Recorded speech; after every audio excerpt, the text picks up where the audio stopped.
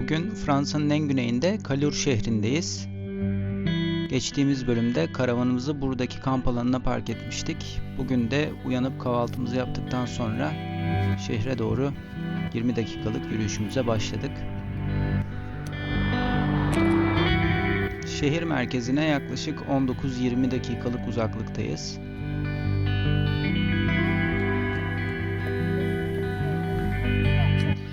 Limon ağacının güzelliği, kokusu gerçekten burnunuza kadar geliyor.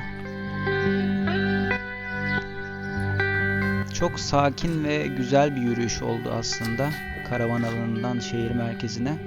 Hem evlerin boyasının rengi hem de yapıları gerçekten insanın içini ferahlatıyor. O kalabalık, keşmekeş ve kaostan uzak bir yer burası. Şehir merkezi de aynı şekilde çok fazla kalabalık yoktu şansımıza. Biz de sakin bir yer bulup kahve molamızı verdik ve ardından da şehri dolaşmaya başladık. Calur tarih boyunca bir balıkçı kasabası olarak ün yapmış. Özellikle sardalya ve ançüez konservesi burada çok meşhur. Biz de şimdi hem balık hem de sanat avına çıkıyoruz birlikte.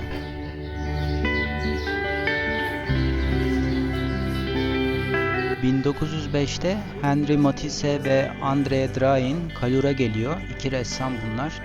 Işık ve renklerden ilham alarak burada Fauvist sanat akımını ortaya çıkarıyorlar. Bu akım canlı renkleri ve serbest fırça darbelerini ön plana çıkarıyor aslında. Bu dükkanda da aynı tarzdan izleri siz de görebilirsiniz.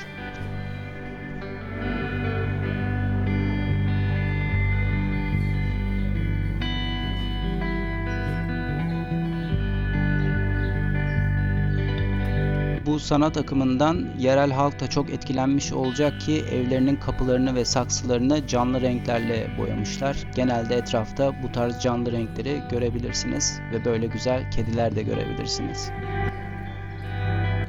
Calur'da bir gecemizi geçirdik. Bugün akşam tekrardan yola çıkıyoruz. Farklı şehirler, farklı maceralar için. Hava şansımız da çok güzeldi. Çok güzel zaman geçirdik. Sakin bir zaman geçirdik. Fakat biz yolu takip etmeye devam ediyoruz. Siz de bizi takip etmeye devam edin. Şimdi karavana döneceğiz. Akşam yemeğimizi yedikten sonra yola çıkacağız. Kendinize iyi bakın. Görüşürüz.